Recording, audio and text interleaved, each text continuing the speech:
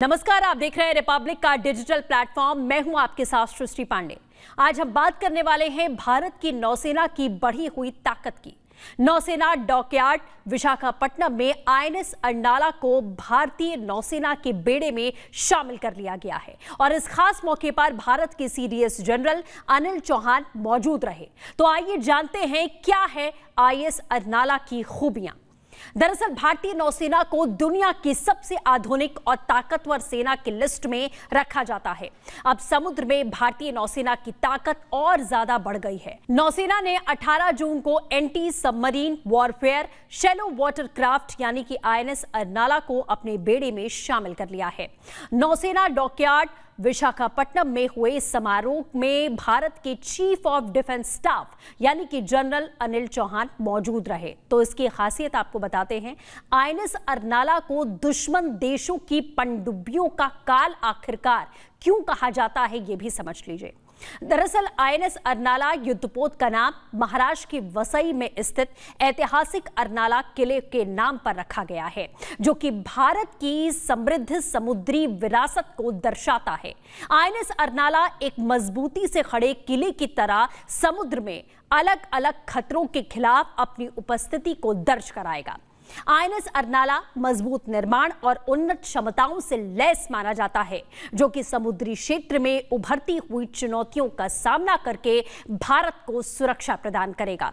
अब इसकी फीचर्स आप जान लीजिए। इसकी लंबाई की अगर बात करें तो 77 मीटर लंबाई है। वजन की अगर बात करें तो 1490 टन से ज्यादा का वजन है। इंजन की खासियत है डीजल इंजन और वाटर जेट का अनोखा मिश्रण है ये, जो इसे भारतीय नौसेना का सबसे बड़ा ऐसा युद्धपोत बनाता है।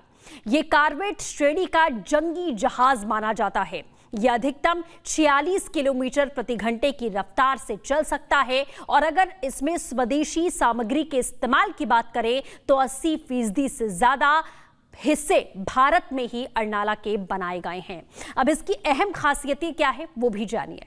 अर्नाला को तटीय क्षेत्र में पनडुब्बियों का पता लगाने और उनसे लड़ने के लिए बनाया गया है। इसकी खास तौर पर खासियत है पनडुब्बी रोधी ऑपरेशन, यानी कि पनडुब्बियों का पता लगाने और उसे नष्ट करने की क्षमता रखता है। खोजता भी है और बचाव भी करता है, यानी कि समुद्र में फंसे हुए लोगों को बचाने के लिए भी ये तत्पर रहता है। इसकी तीव्रता कम होती है और खास तौर पर कम तीव्रता वाले मिशन में इसे इस्तेमाल किया जाता है। छोटे समुद्री खतरों से निपटने में ये बेहद सक्षम है। इसका सिस्टम बेहद ही खास है।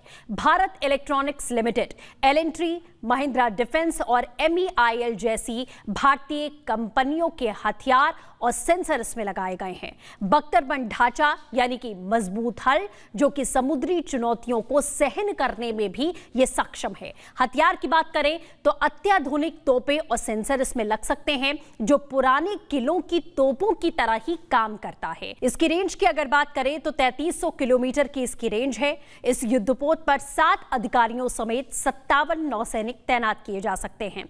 इसमें ASW कॉम्बैक्ट सूट लगाया गया है, जो कि दुश्मन के हमलों से टकराने के लिए हथियारों को तैयार करेगा, उन पर नजर भी रखेगा और इस पर 4 तरह के मैनेजमेंट सिस्टम लगे हुए होते हैं, जो जंग के समय युद्धपोत को सही सलामत रखने में मदद करता है।